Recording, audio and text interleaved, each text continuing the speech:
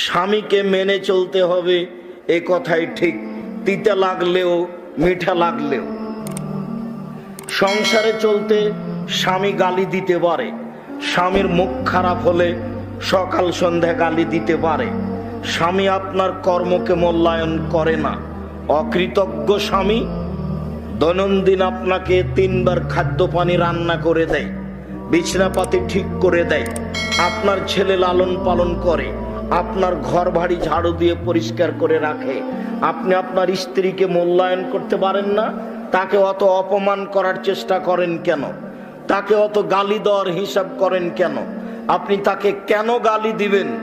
কেন আপনি তার নিন্দা করবেন?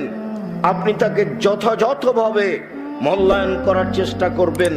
আপনার অনেক উপকারে আছে আপনার স্ত্রী। সাথে সাথে আল্লাহ বলছেন যে মানুষের শান্তি তৃপ্তি স্ত্রীর কাছে আছে। মারার পরে শান্তি তৃপ্তি হবে? গালি দেওয়ার পরে শান্তি তৃপ্তি হবে? মারলে গালি শান্তি তৃপ্তি হারিয়ে যায়, গালি দিলে শান্তি তৃপ্তি হারিয়ে যায়। কোটি টাকার ব্যবসায় শান্তি হয় না, স্বর্ণ দিয়ে ঘর বাড়ি বানালে শান্তি হয় না, বিছানাটা মখমল চাদর দিয়ে সাজালেও শান্তি হয় না। স্ত্রী যদি ভালো হয় তাহলেই শান্তি হয়। তাই তো নবী করিম সাল্লাল্লাহু আলাইহি সাল্লাম বলেছেন, 4টি জিনিস আছে যার সুখময় জীবন তার। 4টি জিনিস আছে যার সুখময় জীবন তার। 4টি জিনিস আছে যার সুখময় জীবন তার। 1 আল মারাতুস সলেহা, ভালো স্ত্রী। 2 আল জারুস সলে, ভালো প্রতিবেশী। 3 আল মারকাবুল হানি, একটা ভালো গাড়ি। 4 আল বাইতুল ওয়াসে, প্রশস্ত ঘর। এই ছেলে,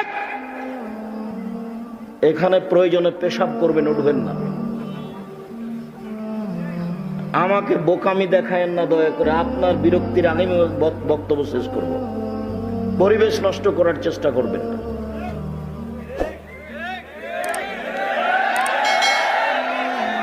অনুরোধ রক্ষা করেন, আপনার জন্য ভালো হবে।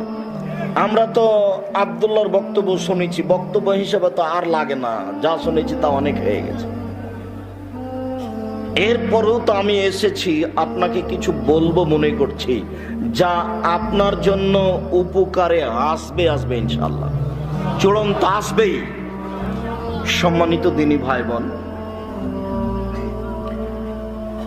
স্বামীকে মেনেই চলতে হবে যে কোনো মূল্যে। আর যদি মনে করেন সম্ভব নয়, তাহলে ঝুলন্ত থাকবেন না, কথাও বলবেন না, তার কাছেও যাবেন না, আপনি আপনার মতো থাকবেন। ও